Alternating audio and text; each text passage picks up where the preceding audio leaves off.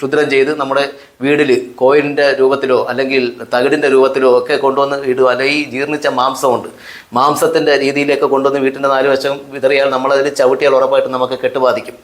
അത് ചെയ്യുന്നത് ഈ കെട്ട് നമ്മൾ 108 മന്ത്രം ചൊല്ലി തലയുടെ ഇടത്തോട്ട് കെട്ടഴിക്കും.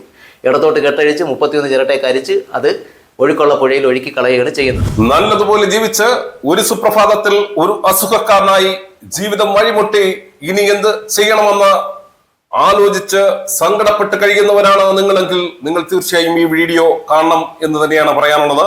വിവാഹ തടസ്സങ്ങൾ, അതും ക്ഷുദ്രപ്രയോഗവുമായി എന്തെങ്കിലും ബന്ധമുണ്ടോ? വിവാഹ തടസ്സം ഉണ്ടാവാം, രോഗങ്ങളുണ്ടാവാം, കലഹങ്ങളുണ്ടാകാം, ആത്മഹത്യ ചെയ്യാനുള്ള ടെൻഡൻസി ഉണ്ടാവാം. അങ്ങനെ ഒരുപാട് വിഷയങ്ങൾ ആ വീട്ടിൽ സംഭവിച്ചേക്കാം. ഈ കെട്ട് അഴിച്ച് കളഞ്ഞതിന് ശേഷം മാത്രമേ അവർക്ക് അതിൽ നിന്നൊരു മോചനം ഉണ്ടാവത്തുള്ളൂ. കെട്ട് എന്ന് പറയുന്നതും ക്ഷുദ്രം എന്ന് പറയുന്നതും ഞാൻ കഴിഞ്ഞ എപ്പിസോഡിലും പറഞ്ഞിട്ടുണ്ടായിരുന്നു. നമ്മളുടെ തലക്കൊഴിഞ്ഞാണോ കെട്ടുന്നത്? എങ്ങനെയാണ്? തലക്കൊഴിഞ്ഞല്ല, അതായത് ദുർമരണപ്പെട്ടവര് ബോഡി കത്തിച്ച് ചിതയിൽ കത്തിച്ചിട്ട് ചിതാഭസ്മം, അതായത് നെറ്റി, നെഞ്ച്, കാല്, ഇവിടുത്തെ മൂന്നിൻ്റെയും ചിതാഭസ്മം എടുത്ത് 108 അഥർവവേദ മന്ത്രം ചൊല്ലി അതിലൂടെയാണ് ഇത് കെട്ട് നമ്മുടെ ഉള്ളിൽ, അതായത് നമുക്ക് കൈവശമായിട്ട് ഉള്ളിൽ തരാം, അല്ലെങ്കിൽ ഈ ക്ഷുദ്രം ചെയ്ത് നമ്മുടെ വീട്ടിൽ കോയിലിൻ്റെ രൂപത്തിലോ അല്ലെങ്കിൽ തകിടിൻ്റെ രൂപത്തിലോ ഒക്കെ കൊണ്ടുവന്ന് ഇടുക. അല്ലെങ്കിൽ ജീർണിച്ച മാംസമുണ്ട്, മാംസത്തിൻ്റെ രീതിയിലേക്ക് കൊണ്ടുവന്ന് വീട്ടിൻ്റെ നാല് വശം വിതറിയാൽ നമ്മളതിൽ ചവിട്ടിയാൽ ഉറപ്പായിട്ടും നമുക്ക് കെട്ട് ബാധിക്കും.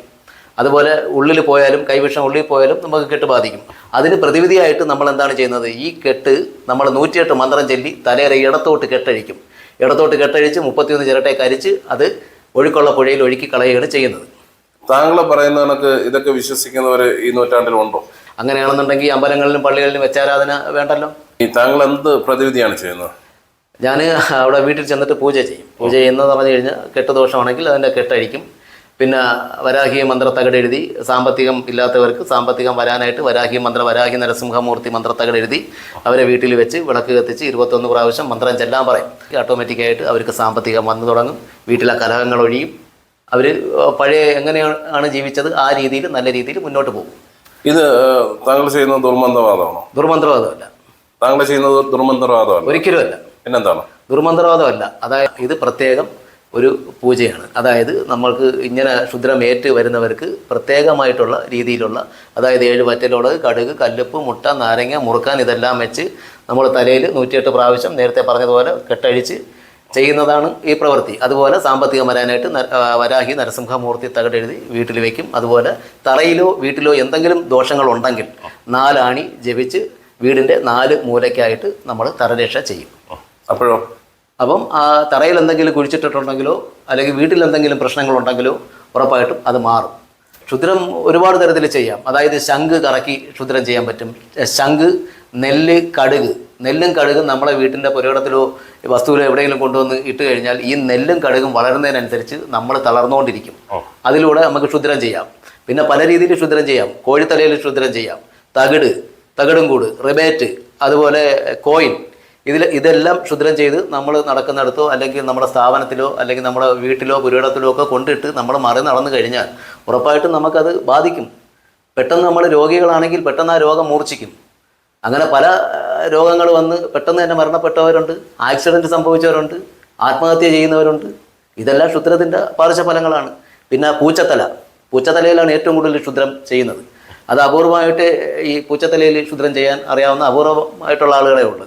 അത് നമ്മുടെ വീട്ടിൻ്റെ പുരയിടത്തിൽ പൂച്ചത്തല കണ്ടു കഴിഞ്ഞാലും വീട്ടിൽ പൂച്ചത്തല കണ്ടു കഴിഞ്ഞാലും ഉറപ്പായിട്ടും നമ്മളതിൽ മറി നടക്കാനോ ഒന്ന് കൈ കൊണ്ട് തൊടാനോ പാടില്ല. നേരെ മറിച്ച് അത് എന്തെങ്കിലും തവി കൊണ്ടോ അല്ലെങ്കിൽ കവർ കൊണ്ടോ എടുത്ത് അത് ഏതെങ്കിലും ഒഴുക്കുള്ള പുഴയിൽ ഒഴുക്കി കളയുക. ഈ പൂച്ചത്തല എന്ന് പറഞ്ഞത് ചത്ത പൂച്ചയുടെ തലയിലാണ് ഇത് ചെയ്യുന്നത്. ജീവനുള്ള പൂച്ചയും നമ്മൾ സൂക്ഷിക്കണം. ജീവനുള്ള പൂച്ച എന്ന് പറയുന്നത് നമ്മളെ വീടുകളിൽ വന്നു കയറിയാൽ ഐശ്വര്യമാണ്. നമുക്കത് അറിയാൻ പറ്റും. വീടുകളിൽ വന്നു കയറിയ പണ്ടുള്ളവർ പറയുന്നതെന്ന് വെച്ചാൽ ഒരു പൂച്ച വന്നു കയറിയാൽ വിവാഹം നടക്കും എന്നാണ് പറയുന്നത്. പൂച്ച ഐശ്വര്യമുള്ള ജീവിയാണ്. നെഗറ്റീവ് എനർജി അല്ല, പോസിറ്റീവാണ്. എന്ന് വെച്ചാൽ എപ്പോഴും മുഖമെല്ലാം വൃത്തിയാക്കുന്ന നല്ല സത്യസന്ധമായിട്ടുള്ള ഒരു ജീവിയാണ് പൂച്ച എന്ന് പറയുന്നത്. പക്ഷേ ഈ പൂച്ചയെ തന്നെ ഉപദ്രവമുണ്ട്. നമ്മൾ ഏതെങ്കിലും സ്വന്തക്കാരോ ബന്ധുക്കാരോ നമുക്ക് ശത്രുക്കളുണ്ടെങ്കിൽ അവരെ വീട്ടിൽ ചിലപ്പോൾ പേർഷ്യൻ ക്യാറ്റ് കാണും, അല്ലെങ്കിൽ സാധാരണ പൂച്ച കാണും. ഇത് നമുക്ക് സന്തോഷത്തോടെ തരും. സംഭവം എന്താണ്? ഈ തരുന്ന പൂച്ചയിൽ തലയിൽ ക്ഷുദ്രം ചെയ്ത് നമുക്ക് തരും. അതങ്ങനെ ചെയ്യാൻ കഴിയും? അതങ്ങനെ ചെയ്യാൻ പറ്റും. പൂച്ചയെ ഇരുത്തി നമുക്കത് ക്ഷുദ്രം മന്ത്രം ചൊല്ലി പൂച്ചയുടെ തലയിൽ അത് ആവാഹിച്ച് നമ്മളെ വീട്ടിലേക്ക് വിട്ടു കഴിഞ്ഞാൽ ആ വീട് ശിഥിലമായി 7 തലമുറ തന്നെ ഇല്ലാതായി പോകും. ഒരു വീട്ടിൽ നിന്നും പൂച്ചയെ മനസ്സറിഞ്ഞ് ആര് തന്നാലും നമ്മൾ മേടിക്കരുത്. കടകളിൽ പോയി പൂച്ചയെ മേടിച്ചാൽ നമുക്ക് അത്രയ്ക്ക് ഇത്രയേ ഉള്ളൂ. പൂച്ച എന്ന് പറയുന്ന അറിയാലോ, ബ്രഹ്മരക്ഷസാണ്. അതിലൂടെയാണ് ഏറ്റവും കൂടുതൽ ഈ ക്ഷുദ്രം ചെയ്ത് നമ്മളെ വീടുകളിലേക്ക് കടത്തി വിടുന്നത്. ക്യാമറമാൻ വിജേഷ് വടക്കിനൊപ്പം രജിത് കൈര്യത്തിൽ, ന്യൂസ് സ്റ്റോറി.